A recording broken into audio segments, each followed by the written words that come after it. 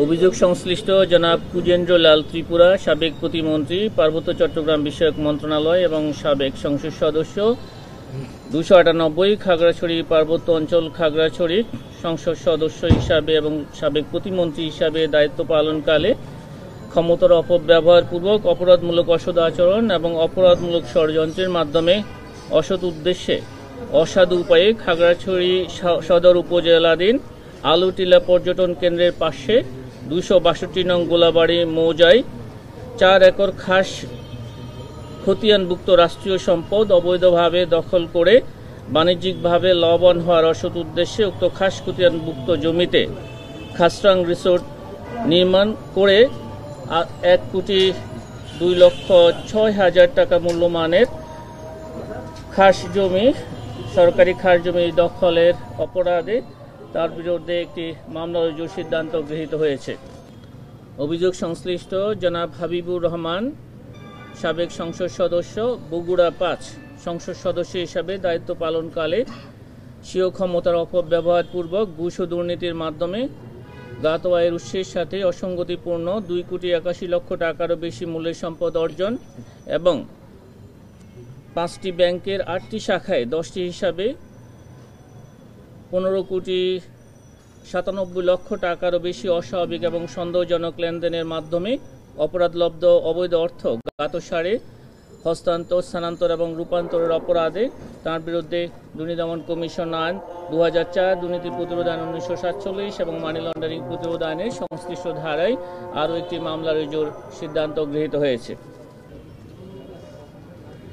অভিযোগ সংশ্লিষ্ট জনাব মোহাম্মদ আসিফ ইকবাল সনি, উপজেলা পরিষদের চেয়ারম্যান হিসাবে দায়িত্ব পালনকালে স্বীয় ক্ষমতার অপব্যবহারপূর্বক ঘুষ ও দুর্নীতির মাধ্যমে 4,16,00,000 টাকারও বেশি মূল্যের সম্পদ অর্জন এবং 7টি ব্যাংকের 8টি শাখায় 12টি হিসাবে 44,43,00,000 টাকারও বেশি অস্বাভাবিক ও সন্দেহজনক লেনদেনের মাধ্যমে মানি লন্ডারিং সংক্রান্ত অপরাধ করায় তার বিরুদ্ধে দুর্নীতি দমন কমিশন আইন 2004, দুর্নীতি প্রতিরোধ আইন 1947 এবং মানি লন্ডারিং প্রতিরোধ আইনের সংশ্লিষ্ট ধারায় আরও একটি মামলা রুজুর সিদ্ধান্ত গৃহীত হয়েছে।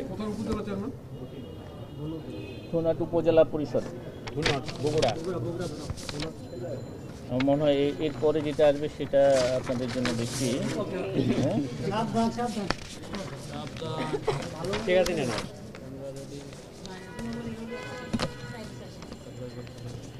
ঠিক আছে না?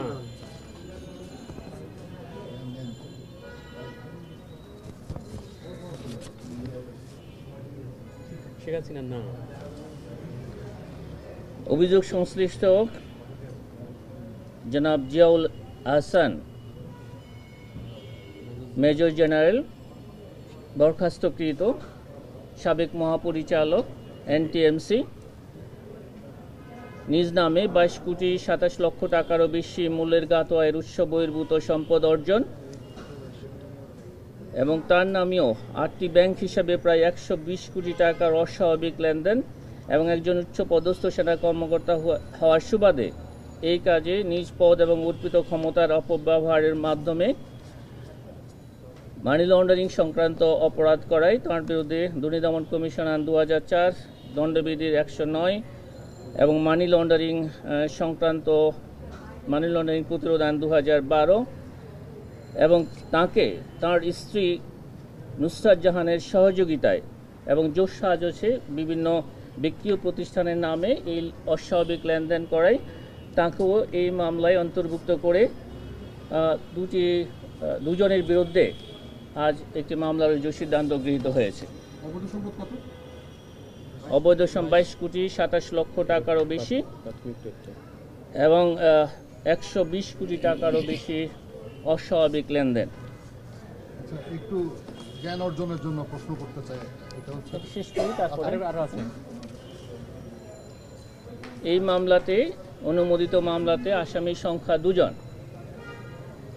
মেজর জেনারেল জনাব জিয়াউল হাসান, বরখাস্তকৃত, এবং তাঁর স্ত্রী জনাব নুসরাত জাহান। অভিযোগ সংশ্লিষ্ট জনাব নুসরাত জাহান, স্বামী মেজর জেনারেল জনাব জিয়াউল হাসান, বরখাস্তকৃত, নিজ নামে গাতোয়ায় উৎস বহির্ভূত 18,59 লক্ষ টাকারও বেশি মূল্যের সম্পদ অর্জন এবং তার নামেও 4টি সক্রিয় ব্যাংক হিসাবে প্রায় 222,50 লক্ষ টাকারও বেশি অস্বাভাবিক লেনদেন এবং স্বামী অভিযোগ সংশ্লিষ্ট জনাব জিয়াউল আহসান সহযোগিতায় এবং পরস্পর যোগসাজশে বিভিন্ন ব্যক্তি ও প্রতিষ্ঠানের নামে স্থানান্তর, হস্তান্তর, রূপান্তরের অপরাধে দুর্নীতি দমন কমিশন আইন 2004, দণ্ডবিধির 109, মানি লন্ডারিং প্রতিরোধ আইন 2012 এর সংশ্লিষ্ট ধারায় আরও একটি মামলা রুজুর সিদ্ধান্ত গৃহীত হয়েছে। আপনাদেরকে অনেক ধন্যবাদ। জিয়াউল হাসান, একটু জানতে চাচ্ছিলাম, জিয়াউল হাসান তো একজন সামরিক কর্মকর্তা, তার বিরুদ্ধে আপনারা মামলা করছেন, মানে আইনের কোন ইয়েতে একটু মামলা করছেন, বিষয়টা একটু ক্লিয়ার করুন। সামরিক কর্মকর্তাদের বিরুদ্ধে মামলা করা যায় কিনা, কোন অবস্থায় যায়, এই বিষয়টা একটু যদি। সামরিক বাহিনীর কর্মকর্তা বৃন্দ পাবলিক সার্ভেন্ট হিসাবে দায়িত্ব পালনকালে স্বীয় ক্ষমতার অপব্যবহার এবং মানি লন্ডারিং সংক্রান্ত অপরাধে তাঁর বিরুদ্ধে এবং তাঁর স্ত্রীর বিরুদ্ধে মামলা রুজুর সিদ্ধান্ত গৃহীত হয়েছে।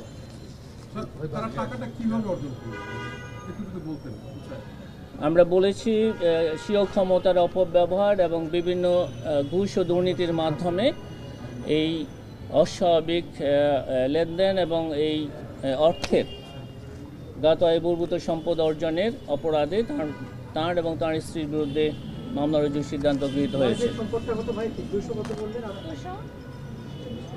অস্বাভাবিক লেনদেনের পরিমাণ 222.50 কোটি টাকা এবং তার গাতোয়ায় বহির্ভূত সম্পদের পরিমাণ 18,59 লক্ষ টাকারও বেশি। মামলা রুজুর কার্যক্রমটা প্রক্রিয়াধীন আছে, আজও হতে পারে অথবা আগামীকাল হতে পারে। মামলা রুজু শেষে এই মামলা তদন্তের জন্য তদন্তকারী কর্মকর্তা নিয়োগ করা হবে। একটু অপেক্ষা করেন, এই অভিযোগ সংশ্লিষ্ট ব্যক্তিদের সাথে আরও যারা এই সাথে আছেন তাদের বিরুদ্ধেও কার্যক্রম চলমান আছে, আপনারা দেখতে পাবেন। অনেক ধন্যবাদ। আপনারা গতকালকে একজন ব্রিটিশ নাগরিককে এয়ারপোর্ট থেকে অ্যারেস্ট করেছেন এবং পরে তাকে ছেড়েও দেওয়া হয়েছে, মানে কি কারণে তাকে ধরা হলো, আটক করা হলো? আমি যদি একটু অ্যাড করি, আপনারা একজন ব্রিটিশ সিটিজেনকে এয়ারপোর্ট থেকে নিয়ে এসে তাকে প্রায় রাত 8টা পর্যন্ত এখানে তিনি ছিলেন, 203 নম্বর রুমে তিনি ছিলেন। তার বিরুদ্ধে কোনো এলিগেশন ছিল কিনা ব্রিটিশ অথরিটি থেকে বা ব্রিটেন থেকে কোনো তার বিরুদ্ধে এলিগেশন ছিল কিনা, বা আপনাদের কাছে কোনো পূর্ব তথ্য ছিল কিনা, এবং শেষ পর্যন্ত আপনারা কেন ছাড়লেন? আমি প্রশ্নের প্রথম অংশে জবাব দিচ্ছি। আমরা যার কথা আপনারা বলেছেন তাকে আমরা কোনো গ্রেপ্তার করেছি বলে আপনাদের কাছে গিয়ে আমরা কোনো সংবাদ পরিবেশন করেছি, এমন কোনো সংবাদ আমরা পরিবেশন করিনি। এটা আপনি ঠিক বলেছেন। হ্যাঁ, তাকে আমরা এখানে কিছু আপনারা জানেন বেক্সিমকো গ্রুপের বিরুদ্ধে এবং তাদের বিভিন্ন প্রতিষ্ঠান এবং তার মালিকদের বিরুদ্ধে আমাদের এখানে অনুসন্ধান চলমান রয়েছে। সে অনুসন্ধান সংক্রান্তে তথ্যাদি সংগ্রহের জন্য তাকে এখানে আনা হয়েছিল এবং তাকে প্রয়োজনীয় জিজ্ঞাসাবাদ শেষে জিম্মায় আইনানুগ ফৌজদারি কার্যবিধি অনুসরণ করে তাকে মুসলেকাই দেয়া হয়েছে এবং আমাদের তার কাছে যদি আমরা মনে করি যে তাকে গ্রেপ্তার করতে হবে, সে আইনানুগ কার্যক্রম অনুসন্ধান দল এই নিয়ে কাজ করছেন। প্রয়োজন বোধে গ্রেপ্তারের প্রয়োজন হলে সে কাজটি তারা নিশ্চয় করবেন। ধন্যবাদ।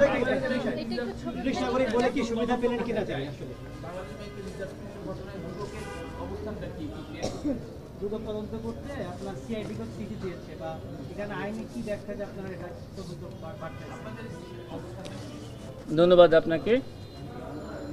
বাংলাদেশ ব্যাংকের কর্মকর্তাগণও কিন্তু পাবলিক সার্ভেন্ট।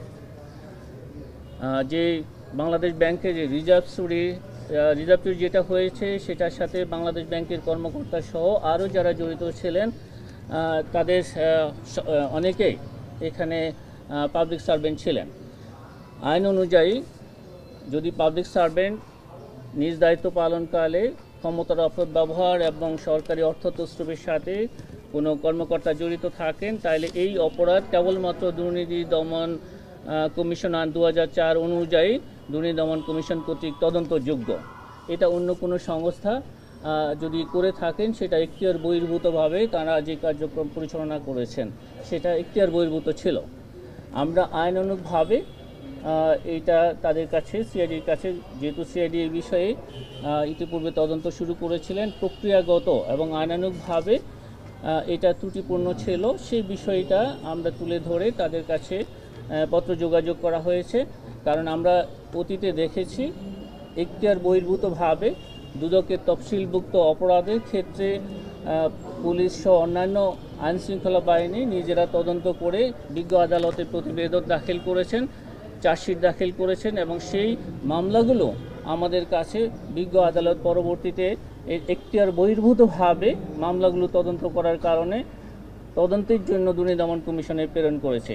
এই প্রক্রিয়াটাও সিআইডি যে কার্যক্রমটা তাদের আইন অনুযায়ী তারা করছিলেন সেটা অ্যাকচুয়ালি এখানে যদি বাংলাদেশ ব্যাংকের কর্মকর্তাদের সম্পৃক্ততা রয়েছে, সেই কারণে এটা যদি তদন্ত করে চার্জশিট দেনও আদালতে, তারপরেও এটা ত্রুটিপূর্ণ হতো এবং আবার এটা দেখা যেত যে 2 বছর তদন্ত শেষে আবার এটা দুদকের কাছে ফেরত আসতো। তো সেটা আমরা আগেই সংশোধনের জন্য এই উদ্যোগটা গ্রহণ করা হয়েছে। এই সংক্রান্ত জটিলতা অতীতে কখনো আপনারা বলেছেন আমাদের এখতিয়ার, কখনো বলেছেন আমাদের এখতিয়ার নয়। আচ্ছা, আমরা আপনাদেরকে অনুরোধ করব আপনারা ওয়েবসাইটে যাবেন এবং দুর্নীতি দমন কমিশন আইন 2004-এর ধারা 20 একটু দেখার জন্য। সেখানে সুস্পষ্টভাবে এই বিষয়টি উল্লেখ করা হয়েছে। দুর্নীতি দমন কমিশনের আইন 2004-এর তফসিলভুক্ত অপরাধ কেবলমাত্র দুর্নীতি দমন কমিশন কর্তৃক তদন্তযোগ্য, কেবলমাত্র। এটা কিন্তু কোনো ডেলিগেট করা হয় না, কাউকে কিন্তু দেওয়া হয় না। সো এই আইন অনুযায়ী দুর্নীতি দমন কমিশন আইন 2004 অনুযায়ী দুর্নীতি দমন কমিশনের তফসিলভুক্ত অপরাধ কেবলমাত্র দুর্নীতি দমন কমিশন কর্তৃক তদন্তযোগ্য বিদায়ী আমরা এই পত্র লিখেছি। এতদিন কই ছিলেন আপনারা? এতদিন কি করলেন? 9 বছর আগে হয়েছে, এতদিন আপনারা জানতেন না যে ত্রুটিপূর্ণ ছিল, এতদিন করেননি কেন? এটা আপনারা জানেন, যেহেতু একটা সংস্থা এই কার্যক্রমটা পরিচালনা করছেন, তাদের ফাইন্ডিংস কিছু আপনারা নিজেরাই বিভিন্ন প্রিন্ট এবং ইলেকট্রনিক মিডিয়ায় আপনারা নিজেরাই বলেছেন এটার সাথে বাংলাদেশ ব্যাংকের কর্মকর্তারা জড়িত আছেন। যদি বাংলাদেশ ব্যাংকের কর্মকর্তাদের সম্পৃক্ত থাকে তাহলে এই বিষয়টি অ্যাকচুয়ালি তারা তদন্ত করতে পারেন না। সেটা বলছেন আমরা এতদিন আপনারা ত্রুটিপূর্ণ একটা বিষয় সিআইডি 9 বছর আগে শুরু করেছে, আপনারা জানলেন 9 বছর পরে এসে। আমরা যে সমস্ত উৎস থেকে এই তথ্যাদি পেয়েছি তাতে আমাদের কাছে এটা প্রতীয়মান হয়েছে এবং আপনারাও সেগুলো সাম্প্রতিককালে আপনারা সেগুলি গণমাধ্যম